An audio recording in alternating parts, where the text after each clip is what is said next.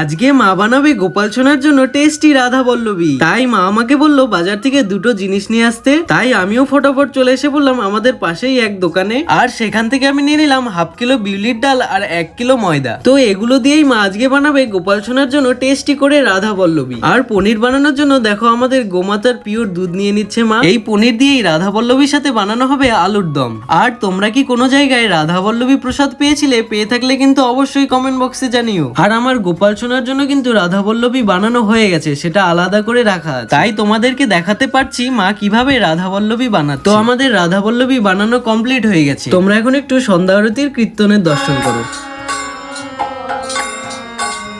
তো এই দেখো মা এখন গোপাল সোনাকে টেস্টি রাধা বল্লবী দিয়ে রাত্রের সেবা দিচ্ছে। তোমরা সকলেই দর্শন করো আজকে গোপাল সোনার জন্য বানানো টেস্টি রাধা বল্লবীর প্রসাদ। তো আজকের মতো এটুকুই ছিল আমার মিনি ব্লগ। আর ব্লগটি ভালো লেগে থাকলে অবশ্যই চ্যানেলটিকে লাইক, কমেন্ট, সাবস্ক্রাইব করে